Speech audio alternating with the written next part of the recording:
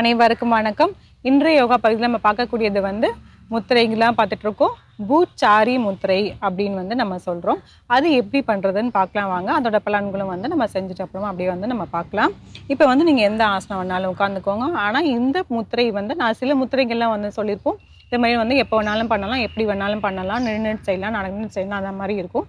இந்த இதை நீங்கள் உட்காந்துட்டு செய்கிற மாதிரி தான் இருக்கும். ட்ராவல் பண்ணும்போது செய்யக்கூடாது. இது அதை கொஞ்சம் கவனிச்சுக்கோங்க. நீங்கள் எந்த ஆசனாவில் வேணாலும் உட்காரலாம். நான் இப்போ சுக்க ஆசனாவில் உட்காந்துருக்கேன். முதுகு தண்டை நேராக வச்சுக்கணும். இடது கையை நம்ம சின் முத்திரையில் வச்சுருப்போம். எப்பயுமே நம்ம பிராணாயாமம் செய்யும் போதும் சரி, இல்லைனா நம்ம தியானம் செய்யும் போதும் சரி நம்ம இந்த இடது கையில் சின் முத்திரையில் வச்சுருப்போம். இப்போது வலது கையை நம்ம என்ன பண்ண போகிறோன்னா, கைகள் இப்படி திருப்பிக்கோங்க. அதாவது உங்கள் உள்ளங்கை கீழே பார்த்த மாதிரி இருக்கணும். கைகள் நல்லா இப்படி உயர்த்தி இப்படி தூக்கிக்கோங்க. உங்கள் மார்பு பகுதி கொஞ்சம் விரிஞ்சிருக்கணும். கைகள் இப்படி இருக்கணும். வந்துட்டு இப்போ இந்த கைகள் உங்கள் மூக்கு கிட்ட இப்படி கொண்டு வாங்க. கொண்டு வரும்போது என்ன ஆகும்னா, இந்த கட்டை விரல் இருக்க பார்த்தீங்களா, அந்த வலது கையில் இருக்க கட்டை விரல் இந்த மேல் உதடு கிட்ட இப்படி படுற மாதிரி இப்படி வச்சுக்கோங்க. உங்களுக்கு தெரியாததுனால இப்படி சொல்கிறேன், சைடில் காமிக்கிறேன். இப்படி படுற மாதிரி இப்படி வச்சுக்கோங்க. வச்சுட்டு அதுக்கப்புறம் நீங்கள் இந்த சுண்டு விரல் இருக்குது பார்த்தீங்களா, அதோட நுனியை நீங்கள் பார்க்கணும். கண்கள் இமைக்காமல் இந்த நுனியே நீங்கள் பார்த்துட்டு இருக்கணும்.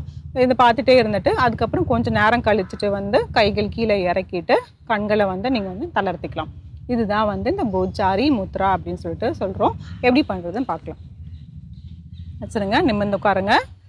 கைகள் உள்ளங்கை கீழே பார்த்த மாதிரி வச்சுக்கோங்க. கைகள் தூக்கிக்கோங்க. தூக்கிட்டு கை இந்த மூக்கு கிட்ட இப்படி கொண்டு வந்துடுங்க. உங்களோட கட்டை விரல் மேலே உதட்டு கிட்ட இப்படி படுற மாதிரி வச்சுக்கோங்க. பண்ணிவிட்டு உங்களோட சுண்டு விரலோட நுனியை அப்படியே பாருங்கள். கண்கள் இமைக்காமல், தலை ஆட்டக்கூடாது. உடலையும் இங்கே ஆட்டாமல் அப்படியே பார்த்துக்கோங்க.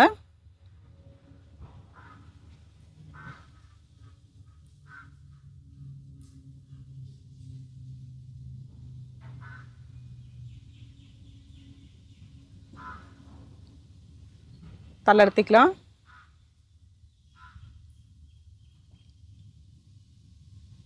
ஆழ்ந்த மூச்சு உள்ளே இழுத்து வெளியே விடலாம். தளர்த்திக்கலாம். இன்னும் ஒரு முறை நம்ம செஞ்சிடலாம். இது இப்போ நம்ம ஆசனங்கள்லாம் பார்த்தீங்கன்னா நம்ம ஒரு பக்கம் செஞ்சோம்னா இன்னொரு பக்கம் பண்ணுவோம். ஆனால் இந்த முத்திரைக்கெல்லாம் அந்த மாதிரி கிடையாது. கையில் நீங்கள் வலது கையில் தான் பண்ணுற மாதிரி இருக்கும். அதுக்கப்புறம் இப்போ அப்படியே இன்னொரு டைம் செஞ்சிடலாம். கைகள் வச்சுக்கோங்க. நேராக உட்காந்துக்கோங்க. கைகள் எடுத்துக்கோங்க. கட்டை விரல் உங்களோட மேல் உதட்டு கிட்ட அப்படி வச்சுக்கோங்க. சுண்டு விரலோட நுனியை அப்படியே பார்த்துட்டே இருங்க. சில வினாடிகள் இப்போ சில வினாடிகள் பார்க்கலாம்.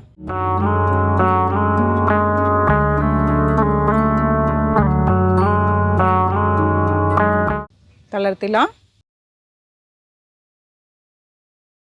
ஆழ்ந்த மூச்சு உள்ளே இழுத்து வெளியே விடலாம்.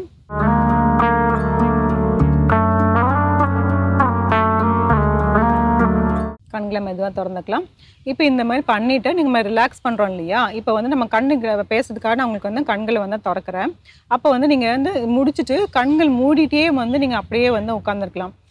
அந்த மாதிரியும் பண்ணலாம். கண்கள் இப்போ நம்ம இந்த சுண்டு விரலில் பார்க்குறோம்ல, பார்த்து முடிச்சுட்டு கொஞ்ச நேரம் ரிலாக்ஸ் பண்ணிவிட்டு அப்படியே கண்கள் மூடிட்டே அப்படியே உட்காந்துடலாம். இப்போ இது பூச்சாரி முத்ரா. இது பண்ணுறதுனால என்ன பயனை, எங்கே பண்ணணும், எப்படி பண்ணணுங்கிற மாதிரியே சொல்லிடுறேன். இது திறந்த வெளியில் இருக்கிற மாதிரி நீங்கள் பண்ணணும். இப்போ நம்ம ஒரு வீட்டுக்குள்ளே உட்காந்துட்டு எல்லாமே கதவுகள்லாம் அடைச்சிட்டு அதுக்கப்புறம் உட்காந்து பண்ணோம்னா இந்த நல்லா சரி வராது. அதனால ஒரு திறந்த வெளியில் காற்று நல்லா வர இடத்துல, சுத்தமான காற்று வர இடத்துல ஒரு இடத்துல உட்காந்துட்டு பொறுமையாக இந்த மாதிரி செய்யுங்க. பண்ணும் போது நிறைய நம்மளோட விஷயம் தலைக்குள்ளே போய்கிட்டே தான் இருக்கும். நிறைய தாட்ஸ் திங்கிங் வந்துக்கிட்டே தான் இருக்கும்.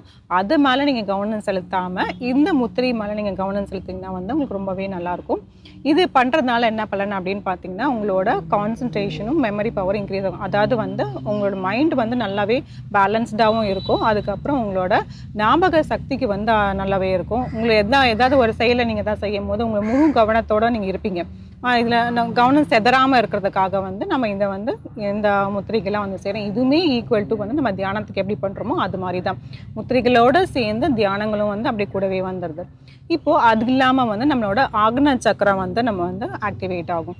அது பார்த்திங்கன்னா நம்ம கண்கள் இப்படி பார்க்கும் போதுன்னா கண்களுக்குமே ரொம்ப நல்லது. சக்கரங்களில் பார்த்திங்கன்னா ரொம்ப முக்கியமான சக்கரங்கள் 7 சக்கரங்கள் இருக்குது. மூலாதார சக்கரா, சுவாதிஸ்தானா, வயிற்று பகுதியில் மணிப்பூரா, அதுக்கப்புறம் இங்கே ஹனஹாட்டா வரும், இங்கே விஷுதி சக்கரா வரும், அதுக்கப்புறம் இங்கே ஆக்னேய சக்கரை வரும், இங்கே சகசாரா.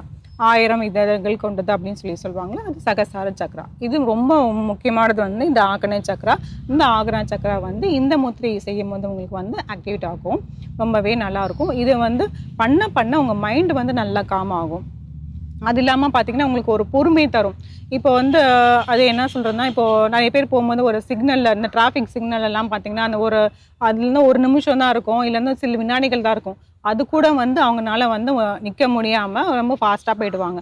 இந்த மாதிரி வந்து நம்ம பொறுமையை வந்து எப்படி நம்ம உண்டாக்கிக்கணும் அப்படின்னு பார்த்தீங்கன்னா, இந்த மாதிரி டிராஃபிக் சிக்னல் இருக்கும்போது நீங்கள் தயவு செஞ்சு அந்த இடத்துல நில்லுங்க. நீங்கள் எப்போ வந்து இந்த க்ரீன் சிக்னல் போதும் அந்த மாதிரி போகும். நிறைய பேர் எல்லாமே அப்படி தான் பண்ணுறாங்க. சில பேர் வந்து அந்த மாதிரி பண்ணுறதுனால பார்த்தீங்கன்னா, அவங்க நிறைய விஷயத்தில் வந்து அவங்களெல்லாம் பார்த்தீங்கன்னா நிறைய விஷயத்தில் டக்குன்னு வந்து முடிவு எடுத்துகிட்டு போயிட்டே இருப்பாங்க.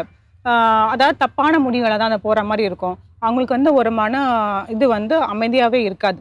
அதனால சொல்கிறேன், இந்த மாதிரி சில சில விஷயங்கள்ல வந்து நம்ம பொறுமை காத்துட்டே வந்தோம்னா, நம்மளோட பெரிய விஷயம் வரும்போது வந்து ஏதாவது பிரச்சனையாக இருந்தாலும் சரி, இல்லை ஏதாவது ஒரு விஷயத்தில் வந்து முக்கியமான முடிவு எடுக்கிறதா இருந்தாலும் நம்மளோட மைண்டு வந்து நல்லாவே வந்து அது உங்களுக்கு வேலை செய்யும். உங்களுக்கு மைண்ட் வந்து நல்லாவே காமாக இருக்கும்.